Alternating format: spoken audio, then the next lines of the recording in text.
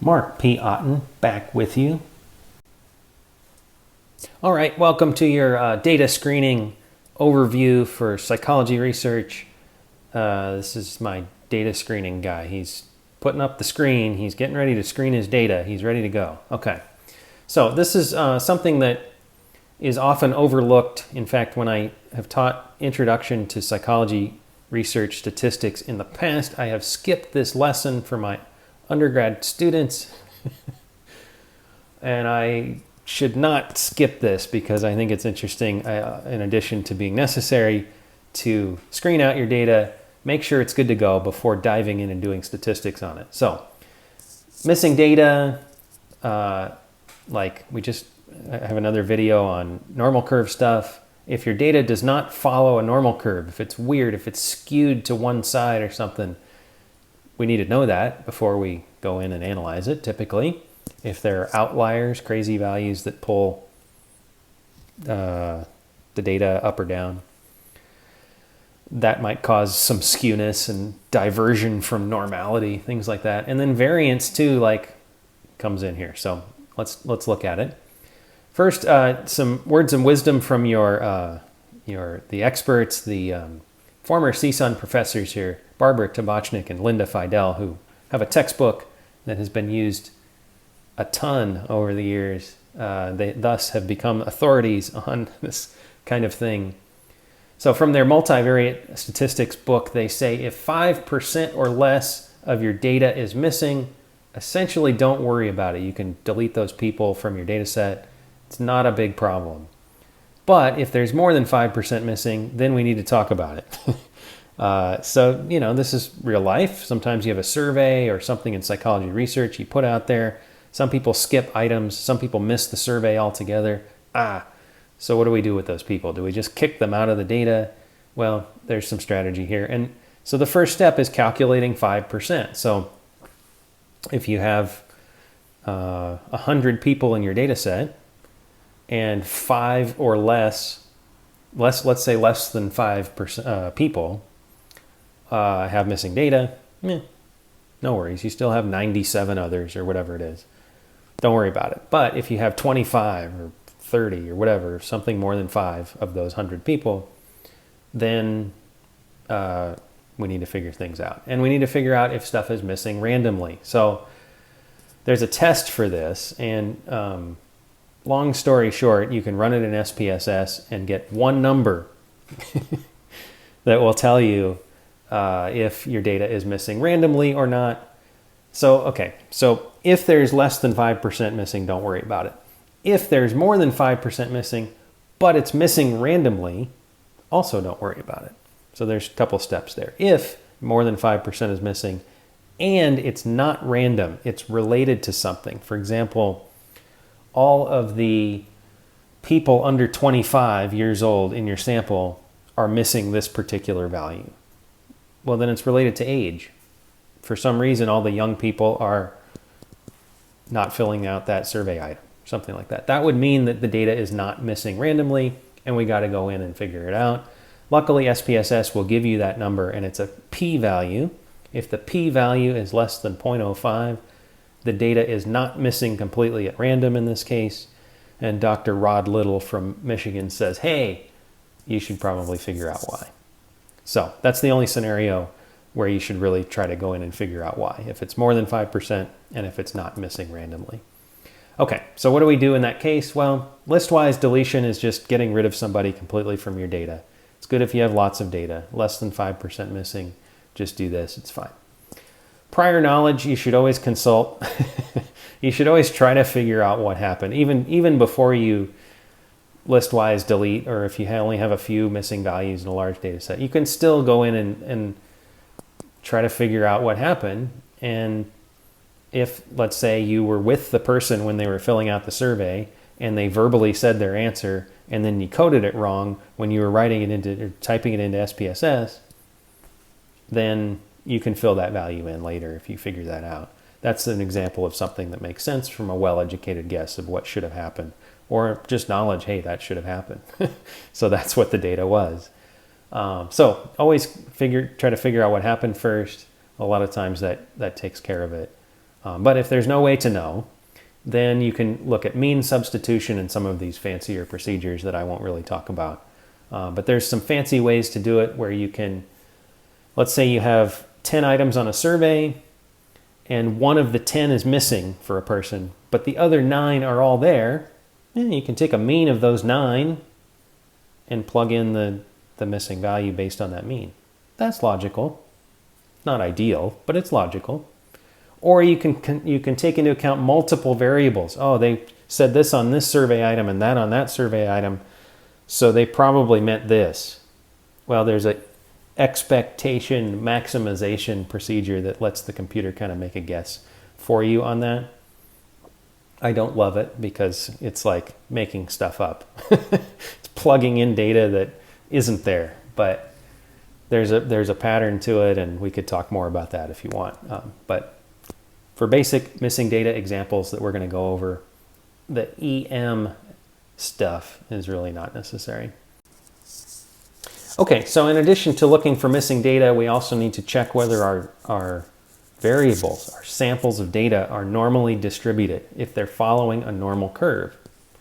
And like, this is an assumption of a lot of things. In order to run a t-test, your data has to follow a normal curve. In order to do an ANOVA or a correlation or a regression, all of these things require that your data be normally distributed, at least approximately. And so we need to check on this first before we proceed.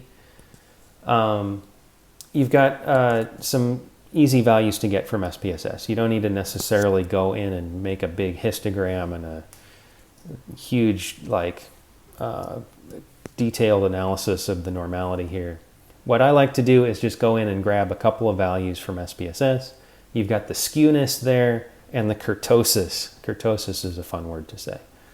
Both of these values have standard errors that go along with them. And it's a relatively straightforward calculation to determine if you have a problem here. So both for skewness and kurtosis, you take the skewness value that's given, again in SPSS. I'm not asking anybody to calculate that. It's going to be positive if it's a positively skewed distribution, though, and negative if it's a negatively skewed distribution. So you might imagine what a positively skewed distribution is. The skew, the longer part of the normal curve, is on the right side, on the positive side. So the peak is on the left and the tail is on the right. That's a positive skewed distribution. If it's negative, it's the mirror image of that with the tail on the left. For kurtosis, if it's positive, it's a weird looking graph. I'm just going to call it that. If it's negative, it's weird looking in a different way. I'm not going to test you on what a strangely kurtotic distribution looks like.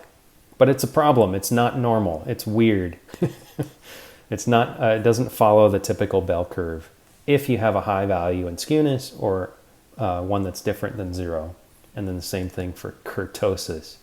So in particular, you do that division, divide skewness by its standard error, kurtosis by its standard error. You make those divisions. If you get something after the division that's greater than 3 or less than -3, that's a red flag. That's something to check out. And so usually in real life research, you would see that as a problem, go in and figure out why stuff is skewed or what happened.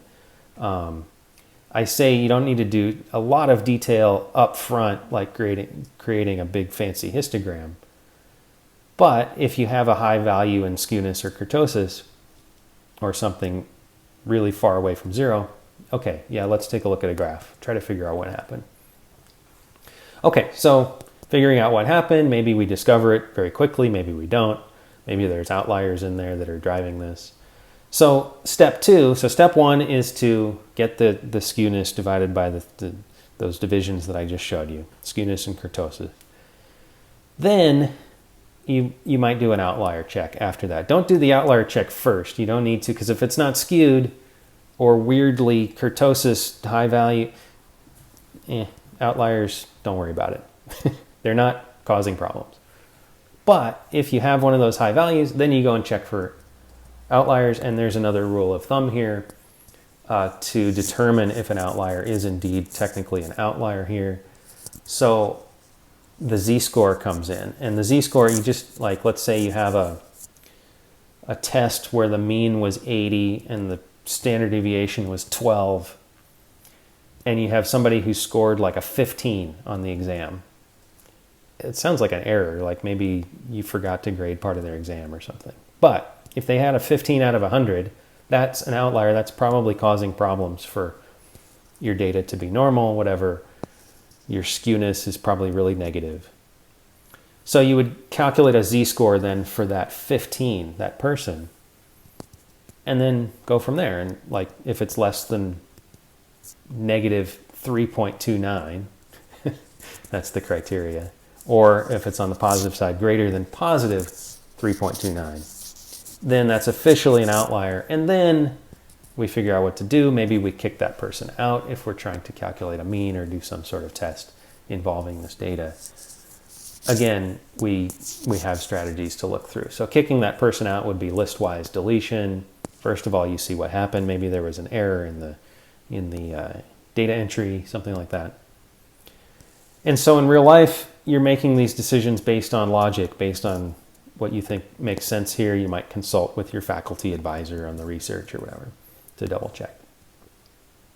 Okay, so there's no correct answer, no one correct thing to do once you've identified an outlier, but there is a standard process to identifying it, and that's what we want you to follow here, if you're still with me on this lesson. Okay, and then the last thing here to cover in this data screening video is the assumption of homoscedasticity of variances. That's quite a word, homoscedasticity. Just letting that sink in for a minute. Okay, so it basically just means equality, and words like that annoy me sometimes because they're made up by people who don't want you to understand what's actually going on or what is meant by this.